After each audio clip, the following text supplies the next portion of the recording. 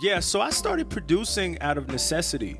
I remember around 2003, I was on this website called soundclick.com and I was using everybody else's beats. I was also a huge collector of J Arms, How to Be an MC instrumental tapes back in the day. Everybody pretty much had those, and I was just rhyming over other people's instrumentals because that whole G-Unit concept of like remixing people's songs was in at the time. There was something in me that wanted more, that wanted to express myself without being bound to somebody else's beat. One day, I was talking to my cousin, Dwayne, who basically told me like, yo, I have a program where you can produce beats. It's a demo version and you can't save it, because what he would do is he would draw the patterns on a piece of paper to save the beat, and then he would re-put it back in because he didn't have the full version, he had the demo. I ended up meeting my best friend Con Rizzle around 2005 on that same website, soundclick.com. He basically was very open to teaching me how to like better my beats and stuff like that. It wasn't up until, if I could track back, 2003 when I saw Jay-Z's Fade to Black DVD and the scene with him in the studio with Timbaland, when Timbaland was playing all those beats, the way Jay reacted to Dirt Off Your Shoulders, and I was thinking to myself, damn, I want to make shit that's going to make people react like that, you know, to make people go, woo, that shit crazy. So it was really that moment where I was like, yo, I think I could be a producer. I think I could do this. Around 2006, I think Ryan Leslie maybe have emerged and started releasing content with him making beats online as well.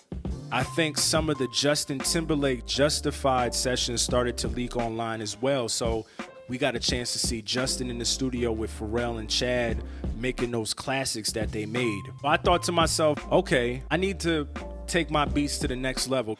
I didn't think my beats were like super dope. I really didn't let people hear my beats like that. I caught lucky breaks here and there. I produced a record for Loaded Lux called Heels. I be known, she said, I be known. I said, oh, I like you, but I love you in the heels, mo. And I think that was like my first placement. My late brother, DJ Genius, had told me about this school called IAR. IAR is Institute of Audio Research that used to be in New York. And he basically said, yo, there's a school that teaches you how to engineer music. It completely changed my life. I learned Pro Tools at that time, engineering, and I just took all of that knowledge and I started mixing my own shit. And that's how I became an engineer.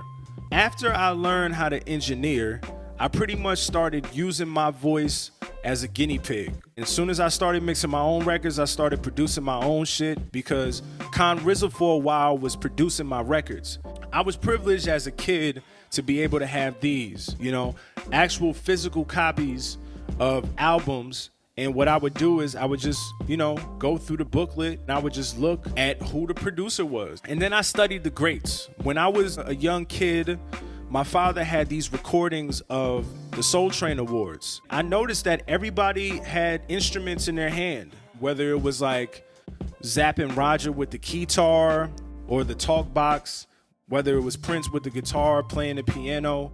All right, in order to become a producer, you have to learn instruments. So around 2006 is when I started taking piano lessons. 2006 to about 2007.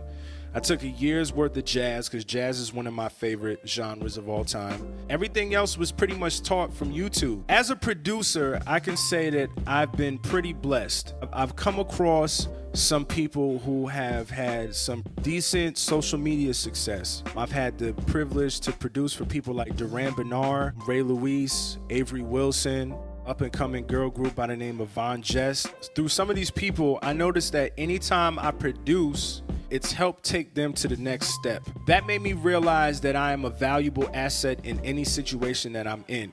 It also showed that I have a wide range, right? So for instance, an artist by the name of Skyverb, a project that I produced for her called A Soul Food Eye Candy, she ended up on Starbucks International playlist, right? So at the time, you can go to any Starbucks in America, any Starbucks in the world, and hear the records that I produced for her playing. Recently, Duran Bernard released a project called Soundcheck EP. And two of the records that I produced, called Search Party and Check Upstairs, those are the biggest records on his project. And one of them songs, he recently put out a video for it that was styled by Lena Waithe. And he was able to sell out his first tour through that project. Even more currently, an artist by the name of Olivia Dope, who I produced for, the song Mantra ended up being in Us Weekly magazine, which is a huge publication till this day. So it just goes to show that I also have a wide range of what I can do. I can produce pretty much any genre. The main reason why I wanted to become a producer is I always felt that God gave me the responsibility to give people a chance to be heard. I always thought that it would behoove me to make sure that people had a safe place to express themselves. I say that because not everybody is able to take their emotions and turn it into music. I have a gift where I can sit with people and give them the space to talk, and whatever they tell me, I have a chord for it, or I have a sound for it. Being a producer, being an artist in general, and being able to express myself musically is something that it's helped me out so much in the darkest hours of my life. It's given me a place of hope when I was down and out. So yeah, thank you for watching. Peace and love.